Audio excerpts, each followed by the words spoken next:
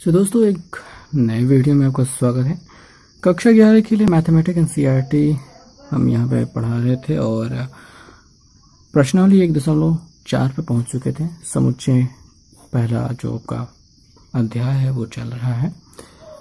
तो इस वीडियो में हम प्रश्नावली 1.4 में जो कुछ भी है उसके बारे में हम समझेंगे। तो यहाँ पे प्रश्न हमें मिलता है, लिखा है निम्नलिखित में से प्रत्येक समुच्चय युग्म मतलब जोड़े का, पहले प्रश्न में दो समुच्चय दिए गए हैं, का सम्मिलित ज्ञात कीजिए। सम्मिलित का मतलब होता है यूनियन। अब यूनियन यू की तरह बनता है, इधर देख सकते हैं ये जो दिखाई दे रहा है, और यूनियन होता है और इंटरसेक्शन होता है। ये दो चीजें होती हैं। पहले इन चीजों को समझ लेते हैं, फिर प्रश्न पे हम चलते हैं कि आगे क्या कर सकते हैं हम इसमें। तो दोस्तों जो होता है ये सम्मिलन, तभी हमने सम्मिलित कह दिया था, सम्मिलन होता है। संघ या सम्मिलन, इसे यूनियन कहा जाता है। अब इसमें होता ये है कि अगर आपके पास एक सेट है जिसमें कुछ गिनतियाँ या फिर कुछ भी आपको दिया जा सकता है, उसमें कोई फर्क नहीं पड़ रहा है, तो दूसरा आपको दे दिया जाए 2, 3 और 4। अब यूनियन या सम्मिलन को इसमें कैसे दिखाया जाता है, उसको कहा जाता है ए यूनियन बी, ठीक है, या फिर बी यूनियन ए कह दिया जाए तो इसमें कोई गलती नहीं होगी। चाहे आप उल्टा मिलाएं चाहे सीधा मिलाएं, मिलेगा वही। अब यहाँ पे मिलाने पर जो मिलता है वो ये होता है, आप इसको लासा के प्रकार से समझ सकते हैं, यानी कि जो गिनतियाँ मिल रही हैं उनको तो एक बार लिखेंगे, जो नहीं मिल रही हैं उनको भी एक बार लिखेंगे, यानी टोटल में एक बार ही लिखेंगे। जितना भी गिनतियाँ यहाँ पे सब कुछ दिखाई दे रही हैं, जो भी अवयव आपको मिल रहे हैं, ABCD होगा तो फिर भी वैसे ही काम करेगा। अब यहाँ पे 1, 2, 3 और यहाँ पे 2, 3 था, 4 था। अब बस ये बंद हो गया। यही हो गया इसका संघ, सम्मिलन या फिर यूनियन। ए यूनियन बी या बी यूनियन ए लिया जाएगा, दोनों स्थितियों में उत्तर यही मिलेगा। बस आप यूँ समझिए कि जितने भी गिनतियाँ इन दोनों में दिखाई दे रही हैं उनको एक एक बार यहाँ पे लिख लिया जाए। जैसे 2 और 2 दो बार दिखाई दे रहा है, इसमें भी है इसमें भी है, लेकिन हम लिखेंगे केवल एक बार। आप इसको लासा की तरह समझ सकते हैं, लासा में भी यही तो करते हैं, जो दोनों में मिलता है उसको एक बार लिखते हैं, जो नहीं मिलता है उसको भी एक बार लिखते हैं। तो ये उस तरह से काम करता है। या फिर यूं ही समझ सकते हैं कि इनमें सभी पदों को एक साथ लिख लिया गया है, 1, 2, 3 और ये 2, 3 और 4। ये आपको समझने के लिए है कि मान लीजिए कि सभी को मिला लिया गया है, लेकिन हम सेट में ये जानते हैं कि कभी भी दो अवयव जो समान होते हैं उनको एक ही बार लिखा जाता है, दो बार नहीं लिखा जाता था। 1, 2 और 3 और 4, यानी हम इनको जो दो बार दिखाई दे रहे हैं इनको दो बार ना लिख करके एक ही बार लिखेंगे, यही सही होगा। तो आप समझना चाहें तो इसको ऐसे भी समझ सकते हैं, आप लासा की तरीके से समझ सकते हैं, या फिर ठेठ भाषा में जो साधारण तरीके से समझना है वो ये है कि जो दोनों में दिखाई दे रहे हैं अवयव उनको क्रमानुसार लाइन से लगाते हुए थोड़ा सा अच्छे से लिखते हुए एक ही बार लिखेंगे, यही आपका यूनियन कहलाता है। अब जो आता है वो होता है इंटरसेक्शन। तो दोस्तों जो प्रतिच्छेद या फिर सार्वनिष्ठ या इंटरसेक्शन जो होता है, अब यहाँ पे इन्हीं दोनों सेटों को हम लेते हैं। अगर इनका इंटरसेक्शन लेना है तो ए इंटरसेक्शन उल्टा यू की तरह बनेगा बी। अब इसमें जो दोनों में कॉमन हो रहा हो, जिसको हम मासा की तरह भी देख सकते हैं, जो दोनों में कॉमन दिखाई दे रहा हो वही हमारा क्या होगा, इंटरसेक्शन होगा। तो इन दोनों में हमको 2, 3 दिखाई दे रहा है कॉमन, तो हम क्या करेंगे 2, 3 लिख देंगे, बस इतना सा काम हो गया। अब ये ए इंटरसेक्शन बी हो सकता है, बी इंटरसेक्शन ए भी हो सकता है, दोनों जगह ये इंटरसेक्शन है, सॉरी ये लाइन नहीं रहेगा। तो यहाँ पे भी आपको 2 और 3 ही काम आएगा, उससे ज़्यादा नहीं होने वाला। तो ये हो गया यूनियन और ये हो गया इंटरसेक्शन। और तो मेरी समझ से अब आपको सवालों में कोई दिक्कत नहीं होगी। अब हम यहाँ पे सम्मिलन यानी कि यूनियन निकाल सकते हैं। x बराबर 1, 3, 5 दिया गया है, y बराबर 1, 2, 3 दिया गया है। तो इनका अगर यूनियन निकालना है तो हमें 1, 2, 3, 5 मिल जाएगा। बहुत ही सिंपल है, हमको बस a union b, x union y बराबर लिख लेना है। तो यहाँ पे इन दोनों में आप बड़े आराम से निकाल पाएंगे। मैं तीसरे सवाल को बताने की कोशिश करूँगा, क्योंकि वहाँ पे थोड़ा सा हमें करना है हल। क्या करना है, हम यहाँ पे देख रहे हैं सबसे पहले बात, तीसरी सवाल में जो आपको दिया गया है वो दिया गया है a बराबर यक्स सच दैट यक्स एक प्राकृतिक संख्या है और 3 का गुणज है। तो हमको ये सवाल उतारने के बाद, ये पूरे सवाल उतारने के बाद इसके बराबर हमको क्या लिखना है, हमको इसका सेट बना लेना है। प्राकृतिक संख्या होनी चाहिए और 3 का गुणज होना चाहिए। तो 3, 6, 9 डॉट डॉट डॉट आगे की ओर बढ़ते जाएंगे, क्योंकि 3 का गुणज तो खत्म होने वाला नहीं है। तो ये हो गया। और यहाँ पे b बराबर क्या है, ये पूरी सवाल उतार लेंगे। उसके बराबर क्या दिखाई दे रहा है, संख्या यक्स सच दैट यक्स संख्या 6 से कम एक प्राकृतिक संख्या है। अब 6 से कम एक प्राकृतिक संख्या 1, ठीक है, प्राकृत संख्या 1, 2, 3, 4 और 5 होती है। और 6 से कम की बात कर रहे हैं तो हम यहाँ से 6 को नहीं लेंगे, इतना सा आपको ध्यान देना है। तो अब इनका यूनियन लेना है, तो a यूनियन b, अगर यूनियन लेना है तो a यूनियन b। तो 1, ठीक है, 1, 2, 3, 5, 3, 4, 5, 1, 2, 3, 4, 5 ये आएगा। साथ में ये अपना 6 भी है आएगा। और उसके बाद 7 तो है ही नहीं, 7 तो है ही नहीं। उसके बाद 9 है, फिर 12 है, ये ज़्यादा जाएगा और डॉट डॉट डॉट लगाते हैं। उसके बाद बस हो गया। अब यहाँ पे डॉट डॉट डॉट लगाने पे 9 के बाद 12 आ जाएगा, 12 के बाद 15 आ जाएगा, फिर भी आगे की ओर ख़त्म होता नहीं जाएगा। यूनियन हम निकाल रहे हैं तो ये आगे की ओर बढ़ता जाएगा। अब यहाँ पे एक चीज़ और कह सकते हैं, अगर हम यहाँ पे इंटरसेक्शन निकालना चाहें, ए इंटरसेक्शन बी, तो हम इन दोनों में क्या कॉमन पा रहे हैं, हम केवल 3 को कॉमन पा रहे हैं। तो इसका उत्तर क्या हो जाएगा, 3, इसके अलावा कुछ नहीं मिल रहा है। तो ये यूनियन भी निकाल लिया, इंटरसेक्शन भी निकाल लिया। अब अगर हम यहाँ पे दूसरे सवाल को भी अगर हम हल करना चाहें, दूसरे सवाल को, तो अगर इसका ए यूनियन बी निकालना चाहें तो यहाँ पे ए ई आई ओ यू है और ए बी सी है। तो हम यहाँ पे यूनियन में ए बी सी डाल देंगे, कॉमा लगा के रखेंगे, ठीक है। और ई आई ओ यू, ठीक है, यहाँ पे ई आई ओ यू भी डाल देंगे, सब कुछ डाल देंगे। तो ये क्या हो गया, आपका यूनियन हो गया। जो कॉमन था उसको तो एक बार लिखेंगे, जो कॉमन नहीं है उनको भी एक एक बार लिख लेंगे। तो यूनियन हो गया। और अगर इंटरसेक्शन की बात करेंगे, यहाँ पे इंटरसेक्शन की बात करेंगे, यानी कि प्रतिच्छेद, यानी कि दोनों में जो कॉमन हो रहा है, तो केवल ए कॉमन हो रहा है, तो यहाँ पे हम ए अकेले लिख देंगे। तो ये इंटरसेक्शन हो गया। तो यूनियन और इंटरसेक्शन आपको समझ में आया।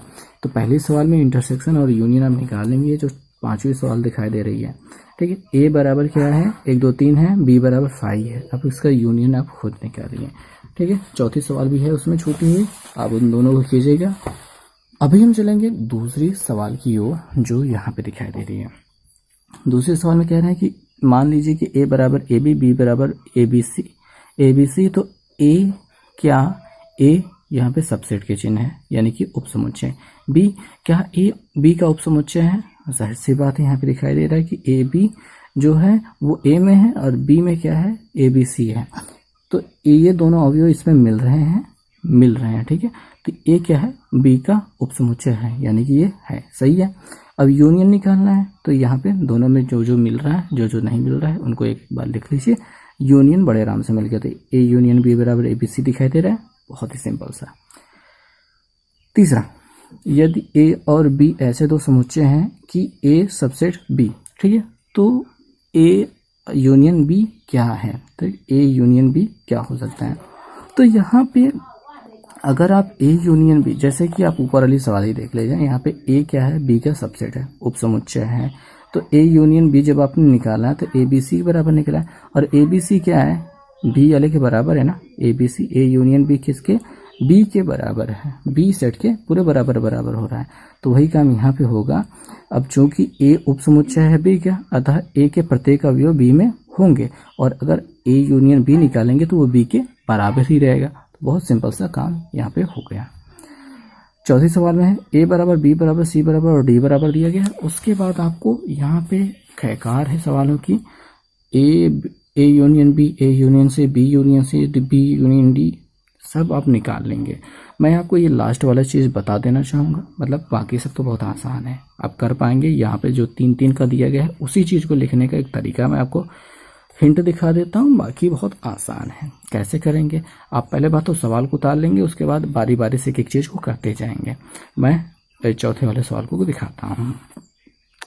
दोस्तों यहाँ पे अब चलिए देखते हैं कि B union C union D निकालना था, वहाँ पे जो पार्ट दिया गया था हम यहाँ पे पहले बात तो बी वाला पार्ट पूरा लिख लेते हैं। बी वाला पार्ट क्या है, कोष्टक में है 3 4 5 और 6 लगाया, यूनियन लगाया। सी वाला जो है वो क्या है 5 6 7 और 8 है, फिर यूनियन लगाया, फिर डी वाला लिखा 7 8 9 और यहाँ पे हमने 10 लिख लिया और कुछ नहीं, बस कोष्टक बंद। हम इन दोनों का पहले निकाल लेते हैं। तो हमको देखिए 3 दिखाई दे रहा है, 4 दिखाई दे रहा है, 5 6, ठीक है, वो 5 और 6 लिख लिया, 7 8 हम लाइन से लिखते चले जाए, बस उसमें कुछ विशेष नहीं करना था। अब यहाँ पे यूनियन लगा दिया और ये 7 8 9 और 10।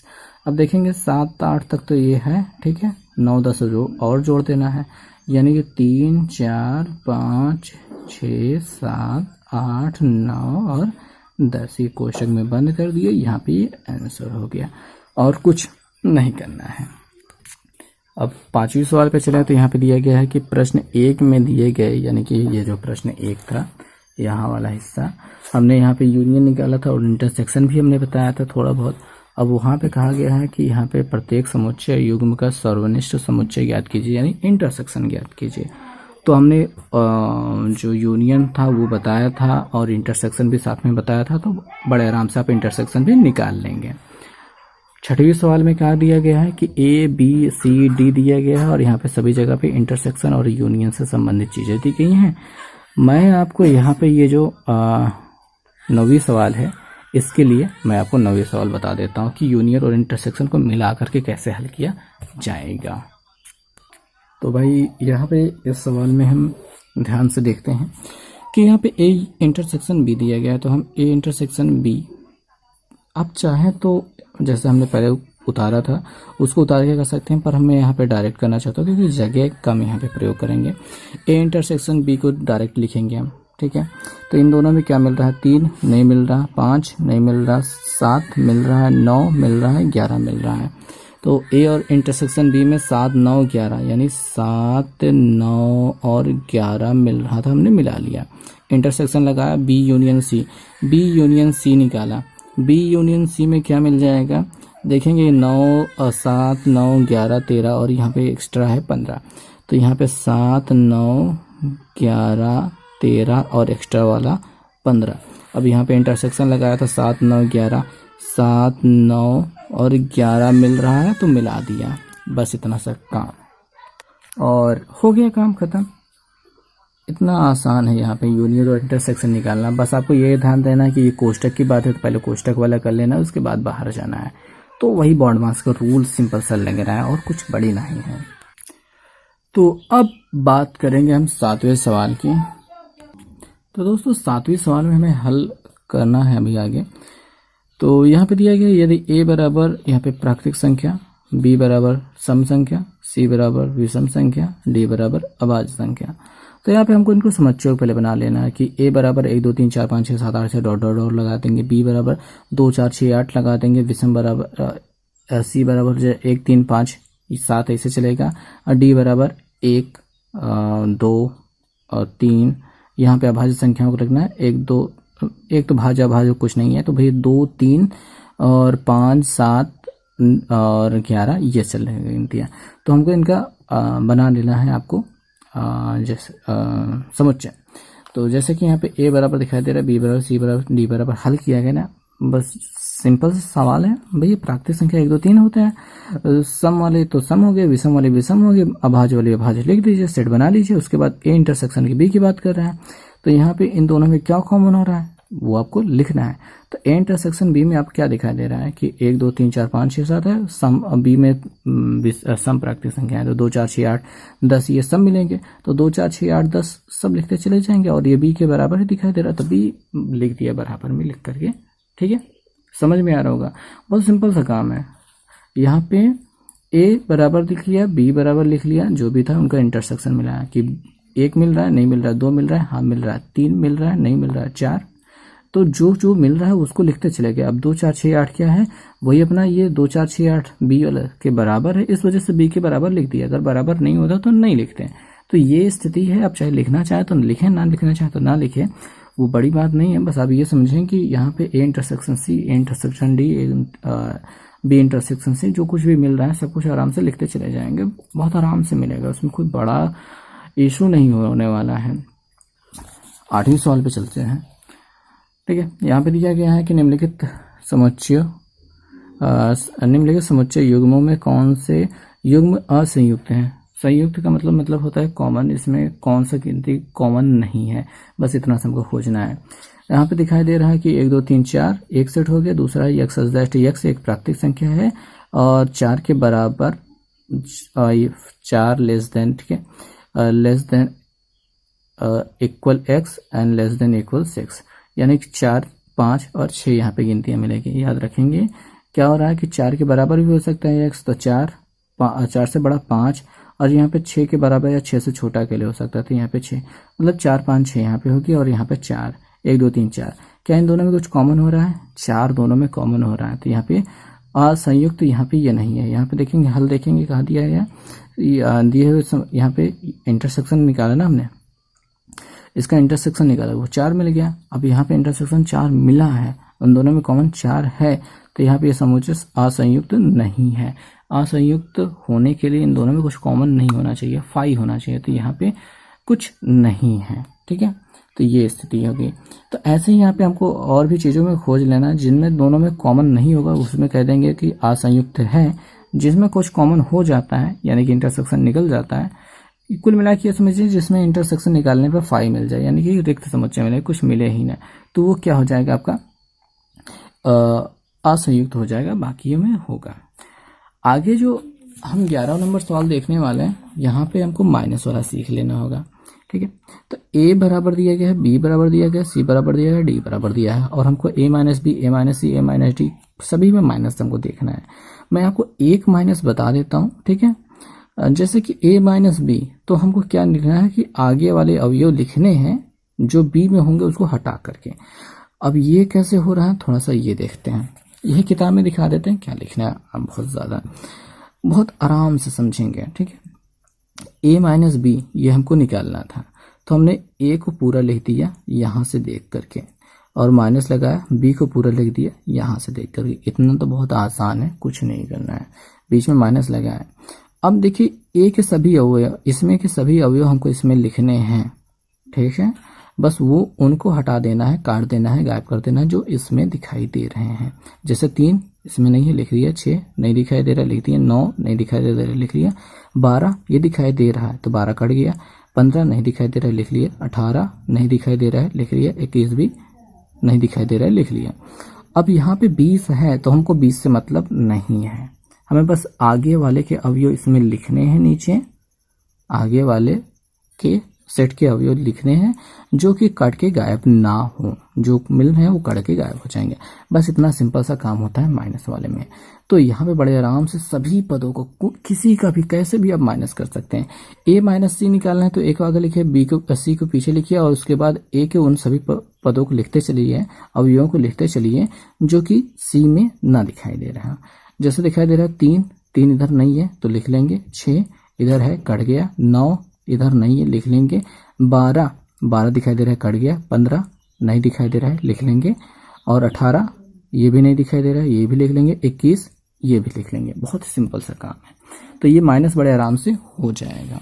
ये जो इतना लंबा सा सवाल दिया गया बहुत मजेदार है, आप आराम से करते चले जाएंगे, होता चला जाएगा। ठीक है, और 10वें सवाल में भी एक्स वाई बराबर दिया गया है, और यहाँ पे आपको X minus Y, Y minus X और एक्स से इंटरसेक्शन वाई निकालना है। बड़े आराम से आप निकाल लेंगे, हो जाएगा। ठीक है, अब याद रखिएगा कि एक्स माइनस वाई और वाई माइनस एक्स इक्वल नहीं होंगे। अब इसमें एक्स के वो पद लिखने हैं जो वाई में नहीं दिखाई दे रहे हैं, और इसमें वाई के पद लिखने हैं जो एक्स में नहीं दिखाई दे रहे हैं। ठीक है, मतलब वाई के पद इसमें लिखना है, एक्स वाला पद इसमें लिखना है, ये सिंपल सा काम है। तो 10 नंबर सवाल तो हो गई। 11 नंबर सवाल को देख लेते हैं। 11 नंबर सवाल में दिया गया है कि यहाँ पे बहुत छोटा सा काम है। आर क्या है, वास्तविक संख्या है, क्यू क्या है, परिमेय संख्या है, और यहाँ पे आर माइनस क्यू यानी वास्तविक संख्याओं में परिमेय संख्याएं घटा देंगे तो क्या बचेगा। तो क्यू जो देखिए वास्तविक संख्या है जो परिमेय अपरिमेय से मिलाकर बनी है, अगर वास्तविक संख्याओं में से परिमेय हटा दोगे तो क्या बचेगी, अपरिमेय बचेगी। तो यहाँ पे आर माइनस क्यू बराबर अपरिमेय संख्याओं का समुच्चय होगा। बहुत सिंपल से सवाल है दिए, लॉजिकल बहुत आसान से हो जाएगी, उसमें ज़्यादा कुछ करना भी नहीं है। बताइए कि निम्नलिखित कथनों में से कौन सा सत्य है, कौन सा असत्य है। अब यहाँ पे औचित्य भी दीजिए। 2 4 6, 2 2 3 4 5 और 3 6 असंयुक्त समुच्चय है। अब भैया असंयुक्त नहीं है, क्योंकि इसमें कॉमन क्या दिखाई दे रहा है, 3 दिखाई दे रहा है। ये संयुक्त समुच्चय है, तो यहाँ पे असंयुक्त समुच्चय नहीं होगा, क्योंकि कॉमन 3 हो रहा है। तो यही सारी चीज़ों को ले करके पकड़ करके आपको इन सभी सवालों को हल करना है, और 12 नंबर सवाल हो जाने के बाद ये प्रश्नावली ही खत्म हो जाती है। तो उम्मीद है समझ में आया होगा, और अगले वीडियो में हम प्रश्नावली 1.5 को लेकर के आएंगे। तक के लिए बहुत बहुत धन्यवाद।